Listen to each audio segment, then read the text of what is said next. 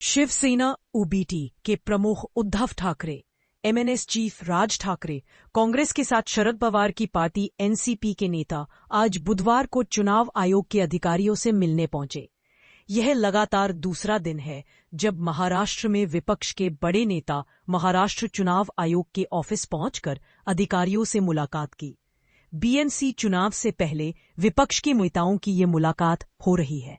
Meeting के बाद NCP विधायक जयंत पाटिल ने कहा कि महाराष्ट्र के कई हिस्सों में एक व्यक्ति के नाम कई बार सूची में आए हैं, जिसमें पुणे, नालासोपारा और कई स्थान हैं।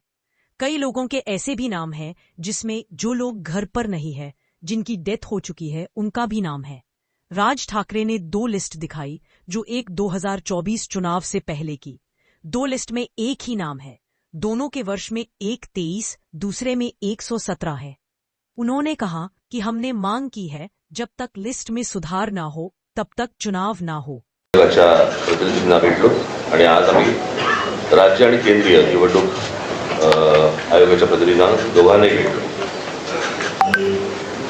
आता जयंतराव म्हणाले किंवा बाळासाहेब म्हणाले, मला अत्यंत महत्त्वाची एक गोष्ट आपल्यासमोर आणि महाराष्ट्राच्या जनतेसमोर मला ठेवायची आहे की निवडणूक ही गोष्ट म्हटल्यानंतर राजकीय पक्ष आले आणि निवडणुकांना मतदान करणारा महाराष्ट्रातला मतदार आला। निवडणूक आयोग ही फक्त निवडणुका घेतात, कंडक्ट करतात, परंतु राजकीय पक्ष हे निवडणुका लढवतात। आणि राजकीय पक्षांना जर समजा निवडणूक आयोग ज्या याद्या मतदार याद्या आहेत या जर समजा दाखवतच नसेल तर मला असं वाटतं की पहिला घोळ इकडे आहे की आम्ही तुम्हाला याद्याच नाही दाखवणार।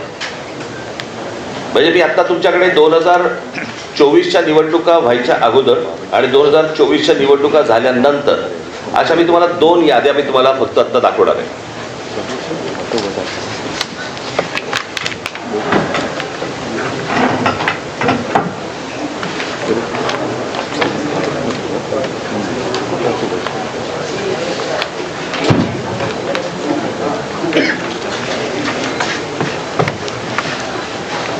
निवडणूक 2024च्या निवडणुका ज्या वेळेला झाल्या त्यावेळेला ज्या निवडणुकांची जी मतदारांची यादी होती ती मी यादीचा काही छोटासा तपशील मी फक्त आपल्यासमोर मी वाचून दाखवणार आहे। याच्यावरनं तुम्हाला साधारणपणे मला असं वाटतं पत्रकार बोलले नाहीत मध्ये तर बरं होईल, आपण कॅमेरामन जर शांत राहिलं तर बरं होईल, कारण आपलं कॅमेऱ्यातनं सगळं टिपतंय, परत आपण पण बोलताय।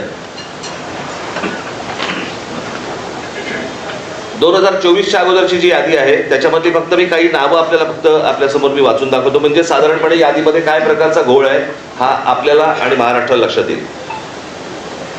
मतदारसंघ 160 कांदिवली पूर्व, नाव धनश्री कदम, वडिलांचे नाव दीपक कदम, वय वर्ष 23। आता वडिलांचे डिटेल्स, नाव दीपक रघुनाथ कदम, वडिलांचे नाव रघुनाथ कदम, वय 117। मतदारसंघ 161 चारकोप, नाव नंदिनी महेंद्र चव्हाण, वडिलांचे नाव महेंद्र चव्हाण, वय वर्ष 124, वय 124। आता वडिलांचे डिटेल्स, नाव महेंद्र कुमार श्रीनाथ चव्हाण, वडिलांचे नाव श्रीनाथ चव्हाण, वय 43। कोणी कोणाला काढले तेच कळत नाही।